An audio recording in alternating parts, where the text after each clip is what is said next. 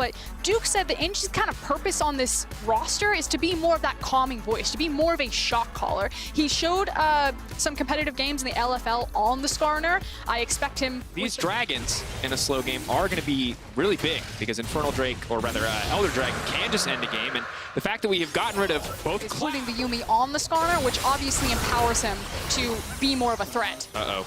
That is a very bad time to be sleepy in the mid lane. And here we go, Melitza. Definitely not the debut you were looking for. First difference in itemization to where the Graves would actually like to be. And now we see, honestly, a flawless use of the Rift Herald. Now, that's not the biggest deal. Most teams are pretty good at using it now. Pulling the trigger first on getting their tank grouped up with them.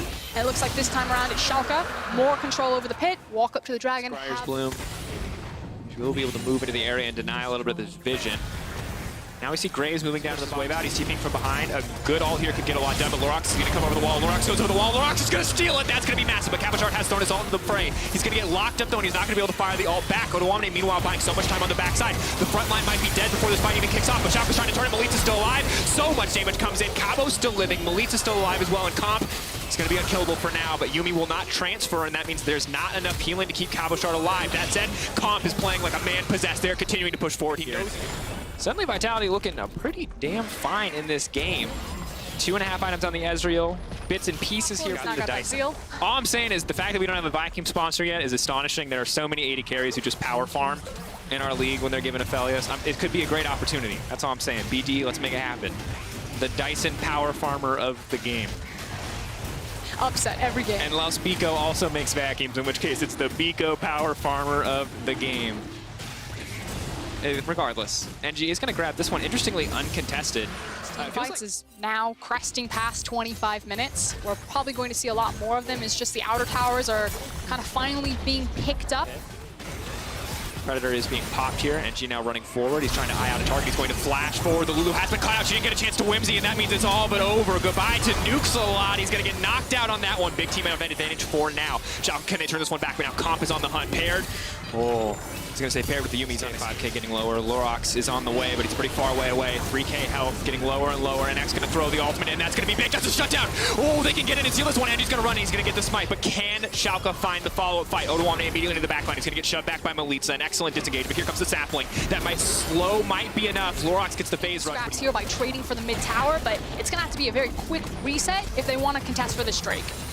So maybe try to force another fight, but no chance to contest this objective. The TP's coming in, but exactly where he wants to be. He's got the Baron behind him, means he's always going to have you underneath the tower, and he's just taking pot shots. And when those careful here, he is very tanky, but could get picked off. He will just throw his ult out, try to buy a bit more space. I don't think they're going to commit onto this one. One Horn coming in, and Axe going to throw his ult out. Big damage to chunk out. He's got their summoner spells. The Maokai ultimate has backup. This is it.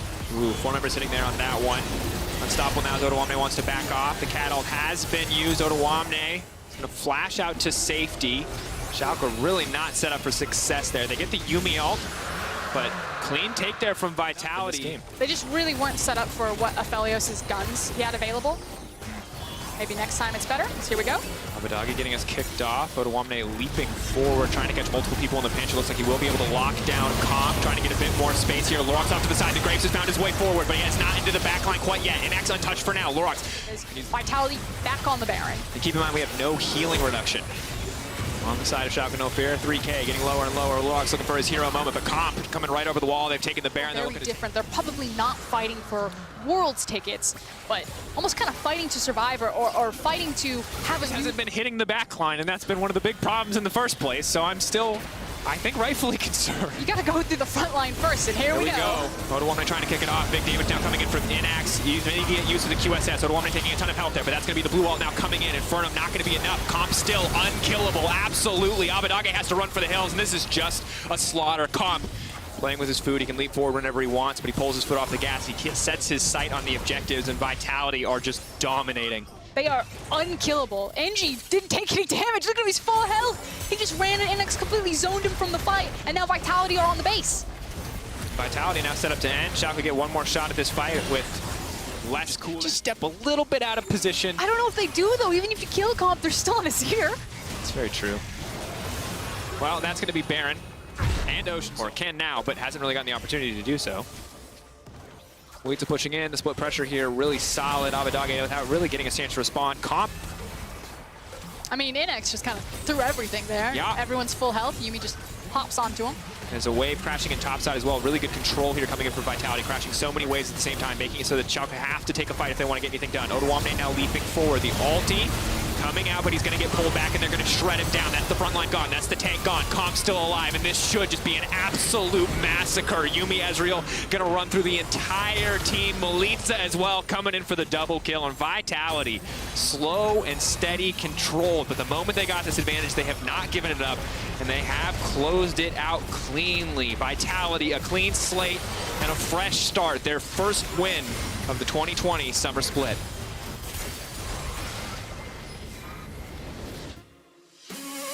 Can't ask for much more from Vitality right there.